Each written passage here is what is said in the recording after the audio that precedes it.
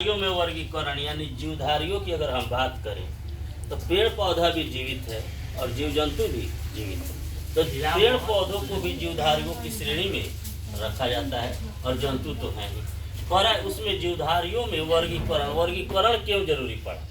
ताकि हम लोग किसी भी जीव में उसकी खूबी को, उसके गुण को, आदि चीज़ों को क्या करें, जान सकें।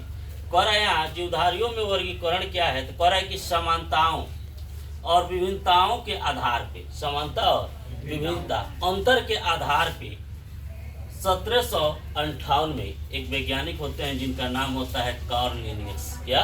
Karl Linnaeus. इन्होंने क्या किया कि जीवधारियों को दो वर्गों में बांट दिया। जीवधारियों को दो वर्गों में बांटा। पहला वर्ग था जंतु और दूसरा वर्ग था पौधा।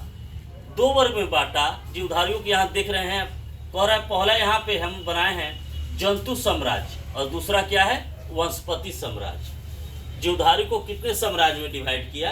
दो साम्राज्य में, जंतु साम्राज्य और वनस्पति साम्राज्य। बाद में यही साम्राज्य चलकर एक जगत बनता है, एक दुनिया बनती है। जंतुओं की अलग दुनिया और यहाँ पे वनस्पति की अलग दुनिया। कह रहा है इसमें अध्ययन की सुविधा के लिए वर्गीकरण जरूरत क्यों पड़ा? वर्गीकरण की जरूरत क्यों पड़ी? तो अध्ययन के लिए, पढ़ने के लिए, उसे समझने के लिए पौधे और जंतु को अलग अलग समूहों में बांटा गया।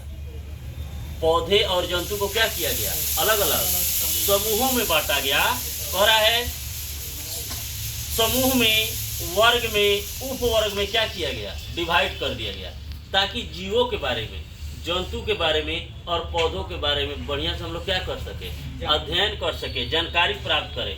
कह रहा है विभाजन कर दिया गया और यही विभाजन वर्गीकरण कहलाया। क्या कहलाया?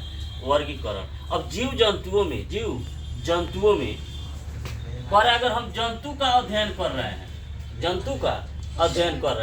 तो जंतु का जब अध्ययन करेंगे तो यह कहलाएगा जंतु वर्गीकी। क्या कहलाएगा? जंतु वर्गीकी कहलाएगा। और यही प्रक्रिया अगर पौधों में हो रही है, पौधों में वर्गीकरण की प्रक्रिया कर रहे हैं, तो क्या कहलाएगा? पादप वर्गीकी। क्या कहलाएगा? पादप वर्गीकी। ठीक है, यह सब वर्गीकरण के सब सिद्धांत।